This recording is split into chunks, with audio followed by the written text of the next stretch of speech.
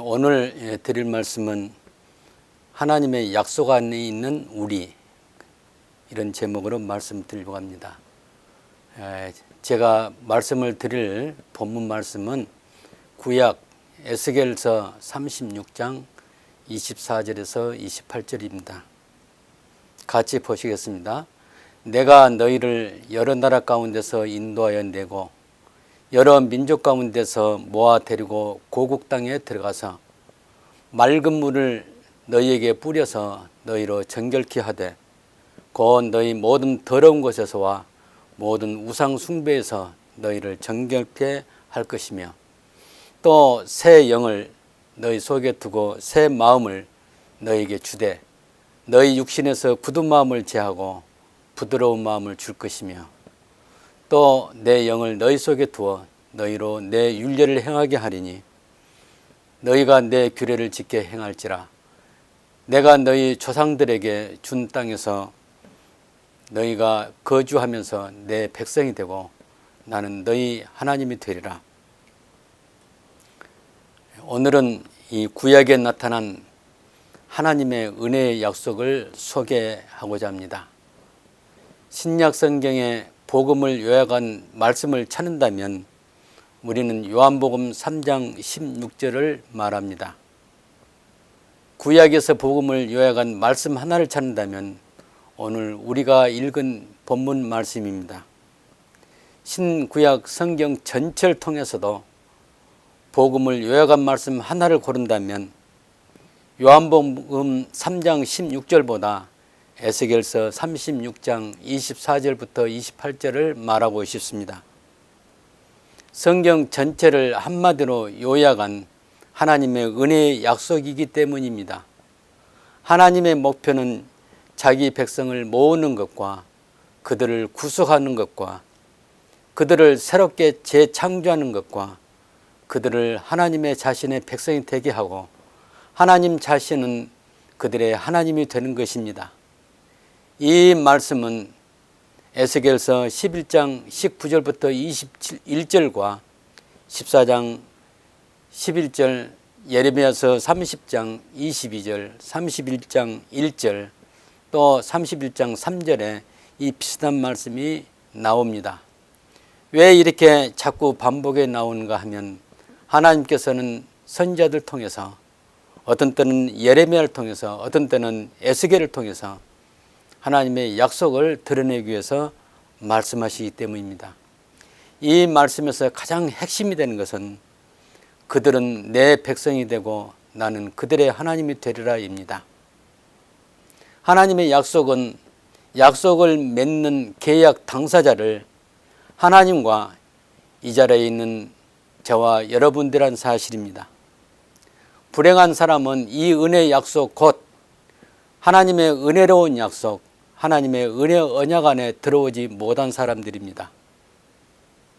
지상에 많은 기독교 이름으로 믿는 신자가 있지만은 교회를 드나들며 교회를 맴도는 사람은 많지만 이와 같이 하나님의 은혜의 약속, 은혜의 언약 그 안에 들어오지 못한 사람이 많이 있습니다.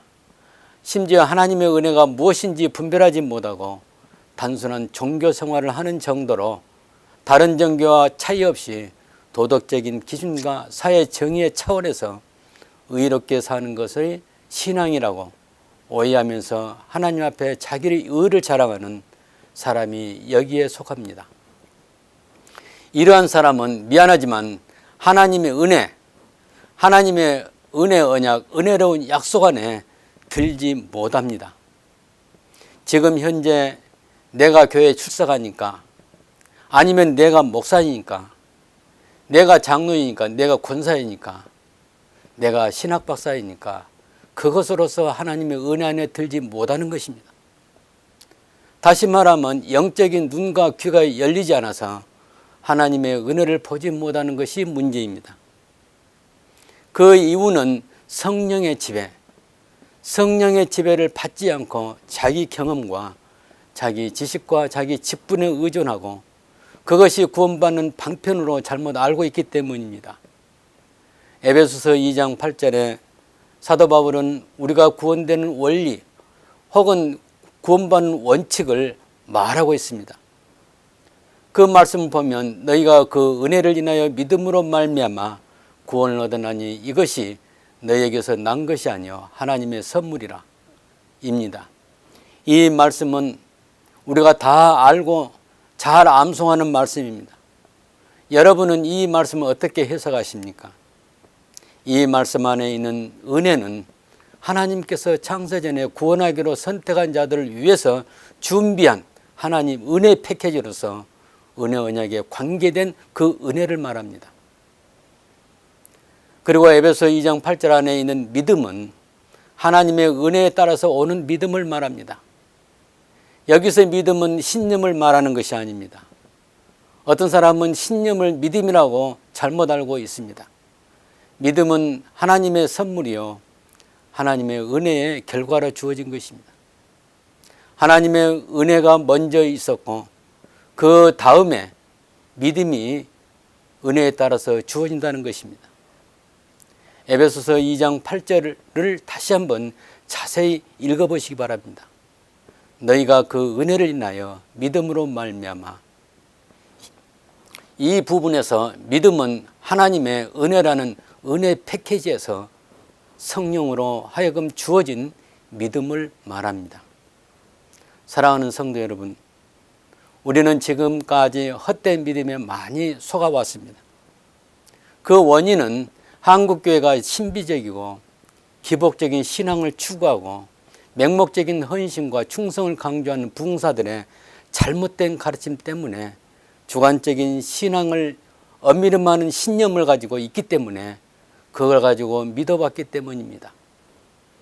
그 외에 잘못된 교회 지도자들, 복음으로 깨어나지 못하고 적당히 목회하는 지도자들의 영향도 있습니다. 창세기 6장에 하나님께서 말씀하시기를 나의 신이 영원히 사람과 함께하지 아니하리니 이는 그들이 육체가 됨이라고 하시고 사람의 죄악이 세상의 관영함과 그 마음의 생각이 항상 악함을 보시고 땅에 있는 사람 지으셨음을 한탄하셨습니다. 그 다음에 하나님께서는 홍수로 심판하신 것입니다. 오늘 본문의 말씀 에스겔서 36장 24절에서 28절은 인류가 타락한 이후에 가장 희망적인 말씀입니다. 이 말씀은 하나님의 마음이 갑자기 변해서 하신 말씀이 아닙니다. 하나님은 자신의 은혜를 점진적으로 보여주십니다. 심판 후에 하나님은 노아의 아들 중 셈을 축복하셨고 또 셈의 후손 중에서 아브라함을 선택하셨고 아브라함에게 복을 주시고 아브라함에게 언약하시기를 아브라함이 믿음의 조상이 되어 장차 하나님 나라를 이루며 다윗에게 약속하기를 왕권이 무궁하며 또 이사야를 통해서 다윗의 뿌리에서 영원한 왕이 오실 것을 약속했습니다. 이와 같이 하나님은 점진적으로 자기 은혜를 나타내 보이십니다. 이와 같이 하나님은 미래 계획을 세우시고 점진적으로 보여주셨습니다. 지금 우리는 신약시대 안에 살고 있습니다. 신약시대는 하나님의 언약 자손을 각처에서 불러 모으는 시기입니다. 바로 우리가 그 시기에 지금 살고 있습니다. 아브라함에게 약속하신 하늘을 우러러 무뼈를 셀 수 있나 보라. 내 자손이 이와 같으리라. 의 약속 안에 오늘 저와 여러분이 포함된 것입니다. 하나님께서 이사야에게 미리 말씀하여 기록하게 하신 말씀이 있습니다. 은혜의 시대가 오면, 그 은혜의 시대가 오면, 이 은혜의 시대는 신약 시대를 말합니다. 이사야는 이 신약 시대에 은혜의 시대가 올 것을 바라보고, 물론 하나님의 지시를 받고 기록했습니다마는 은혜의 시대가 오면 각지에서 많은 하나님의 택한 백성, 하나님의 백성이 여호와를 향하여 오고 있는 모습을 이사야 선지자가 생생하게 기록하고 있습니다. 그 본문은 이사야서 2장 2절에서 3절 말씀입니다. 우리는 이 말씀을 읽게 되면 흥분하지 않을 수 없습니다. 말일에 여호와의 전에 산이 높은 산 꼭대기에 굳게 설 것이요 모든 작은 산 위에 뛰어나리니 만방이 그리로 모여들 것이라. 많은 백성이 가며 이르기를 오라 우리가 여호와의 산에 오르며 야곱의 하나님의 전에 이르자. 그가 그의 도로 우리를 가르치실 것이라. 우리가 그 길을 행하리니 이는 율법이 시온에서 나올 것이요 여호와의 말씀이 예루살렘에서 나올 것임이라. 입니다. 이 말씀에서 말일은 바로 신약 시대를 말합니다. 신약 시대가 되면 하나님의 택한 백성이 메시아 왕국으로 모여든 그 모습을 이사야가 2장 2절부터 3절까지 기록한 것입니다. 그리고 이사야 2장 4절에는 하나님 나라가 회복되면 다시는 전쟁이 없고 평화의 시대가 오는데 메시아 왕국의 모습을 그리고 있습니다. 여러분 이 본문을 읽을 때 어떻게 생각하셨습니까? 어떻게 해석하셨습니까? 그저 뜻모르는 성경 말씀을 그냥 읽고 지나쳐 버리지 않으셨습니까? 그러나 이 말씀 안에는 하나님의 무궁한 하나님의 약속이 들어있는 것입니다. 우리는 지금 이 말씀을 통해서 여호와의 산에 오른 대열에 합류하고 있다는 사실은 매우 감격스러운 일입니다. 하나님의 메시아 왕국이 회복되면 그때 시온 고 하나님의 보호자로부터 나오는 여호와의 도를 배우게 되며 그것이 영원한 생명의 양식이 될 것입니다. 이것을 상상만 해도 가슴이 뛰며 감격하게 됩니다. 문제는 이 사실이 남의 일이고 남의 사건이라고 여긴다면 매우 불행한 일입니다. 누구든지 하나님의 선택을 받고 부르심을 입었다면 이 대열에 합류하게 됩니다. 그러면 이 메시아 왕국은 언제 이루어집니까? 그것은 이 지상이 아니라 구원받은 이후가 되는 것입니다. 지금은 만방에서 여호와의 전을 향하여 부름받고 모여드는 시대입니다. 지금은 영적인 추수기로 하나님의 택한 백성을 불러 모으는 시기인 것입니다. 오늘 하나님의 말씀하신 복음의 핵심은 너희는 내 백성이 되고 나는 너의 하나님이 되리라 고 말씀하십니다. 여기에 너란 말은 본인의 이름을 넣어서 생각해 보시기 바랍니다. 김아무개는 하나님의 백성이 되고 나는 김아무개의 하나님이 되리라. 이것이 남의 이야기가 아니라 바로 저와 여러분의 이야기입니다. 그때 저와 여러분은 뭐라고 해야겠습니까? 아멘으로 화답을 합니다. 이것이 하나님의 은혜의 약속, 은혜의 언약 안에 거하는 것입니다. 하나님의 궁극적인 우리를 향하신 목표가 곧 이 말씀 안에 있는 것처럼 우리가 하나님의 백성이 되고 하나님은 우리의 하나님이 되시는 것입니다. 하나님은 그것을 기뻐하십니다. 그렇게 되기를 기뻐하십니다. 이 약속은 요한계시록 21장 3절과 7절에서 확인할 수가 있습니다. 내가 들으니 보좌에서 큰 음성이 나서 가로되 보라 하나님의 장막이 사람들과 함께 있음에 하나님이 저희와 함께 거하시리니 저희는 하나님의 백성이 되고 하나님은 친히 저희와 함께 계셔서 이 말씀이 있습니다. 그리고 7절에도 나는 저희의 하나님이 되고 그는 내 아들이 되리라 입니다. 어린아이가 엄마 품에 안기듯이 우리는 하나님의 자비로운 약속 안에 안기는 것입니다. 이것이 믿음입니다. 이미 아브라함에게 언약하시고 그 언약을 이루시는 과정에서 메시아이신 예수 그리스도를 통해서 죄와 사면서 구속된 것입니다. 이제는 아직 미래의 완성된 메시아 왕국이 있지 않지만은 우리는 하나님의 백성이 되고 하나님은 우리 하나님 되시는 관계에서 사는 것입니다. 24절부터 25절 말씀 봅니다. 하나님은 장차 신약시대에 있을 하나님의 구속의 계획을 말씀하시는 것입니다. 하나님은 열국, 이 열국이란 말은 전 세계 각 족속을 말합니다. 하나님은 이 전 세계 각 족속에서 자기 백성을 모아서 새롭게 하셔서 하나님의 나라에 모으시는 것입니다. 자기 백성은 하나님이 구원하시러 선택하신 사람들을 말합니다. 이 사람은 하나님만이 알고 있는 계획된 사람들입니다. 이들은 이들을 모아서 맑은 물로 뿌려서 정결케 하십니다. 왜 그렇습니까? 원래 처음 사람은 다 죄로 더러워졌기 때문에 깨끗하게 하는 방법은 하나님께서 예비하신 맑은 물로 깨끗게 하시는 것입니다. 이 맑은 물은 예수님의 십자가에서 흘리신 보혈이라고 말할 수 있습니다. 또 한편에는 하나님의 말씀이라고 말할 수 있습니다. 예수님의 보혈로 깨끗해지고 하나님 말씀으로 깨끗해지는 것입니다. 우리의 더러워진 상태를 예수님의 피로 깨끗게 하시는 것입니다. 우리의 더러운 상태는 태어날 때부터 원죄로 더러워졌고 그 원죄 상태에서 하나님을 멀리했으며 대신 사탄의 지배 아래서 각종 죄를 짓고 이 세상의 풍속을 즐겼던 그 모습, 이것이 죄입니다. 다른 귀신을 섬기고 우상을 숭배함으로 더러워진 그 상태 우리를 맑은 물로 정결하게 해 주신다는 사실입니다. 이러한 우리를 우리 주님이 흘리신 맑은 물 보혈로 정결케 해 주시는 것입니다. 로마서 8장 29절 말씀처럼 하나님은 미리 아신 자들로 그의 아들의 형상을 본받게 하기 위하여 미리 정하시고 부르시고 십자가의 피로 우리 죄를 정결케 하심으로 모든 더러움에서 정결한 하나님의 백성으로 거듭난 것입니다. 이 지구 위에는 여러 족속 가운데서